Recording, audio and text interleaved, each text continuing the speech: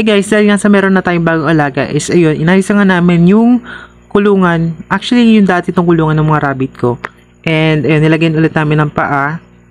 So dito namin ilalagay yung bago naming pet. Tada, ito na nga yung bagong bili.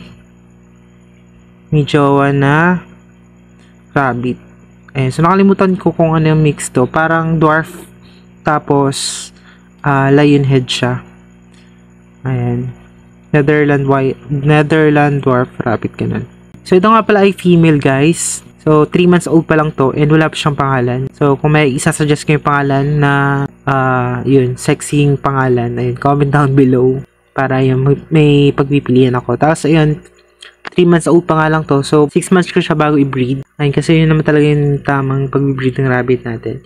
And syempre i-update kayo. Tapos dito nga pala yung mga sila Chacha and si Miracle. And si Chacha nga guys is ito yung isa sa mga pinakamatanda naming rabbit dito. So parang mag 4 years old na siya or 5 years old si Chacha. And ito naman ngang hindi masyado nakakatayo is si Miracle. At sa mga hindi nga nakakaalam, si Miracle nga pala ay yung rabbit ko dati na heat stroke. Tapos ayun, in 1, 2, 3, go, ayan, nililipat ko na sila Miracle at si Chacha sa bagong nilang lalagyan. Ayan, so para hindi naman malungkot yung ating bagong rabbit ay sasamahan ko nga, itatabi ko nga sa kanila si Chacha and si Miracle. Ayan. So itong dalawa nga is magkasama siya sa kulungan and hindi naman siya nag-aaway. Ayan. Pero yun nga, dahil nga si Miracle ay hindi masyado nakakatayo is natatalo siya sa pagkain ng Chacha. Minsan naaagawan siya ng pagkain kaya yun, napansin ko medyo nangayayat siya ng konti. Kaya naman yun, naisipan ko nga na ipagbukod na ulit sila para yun, hindi siya maaagawan ng pagkain ng Chacha para hindi siya mangayayat. Tapos ayun guys, ito na nga yung bago nating lalagyan and lalagyan ko na nga din sila ng clay pot. So ito yung magiging paglalagyan nila ng tubig. And yun, maglalagay din tayo ng dextrose powder para nga dun sa bago nating rabbit. Since medyo malayo din yung kanyang binahe papunta dito sa bahay.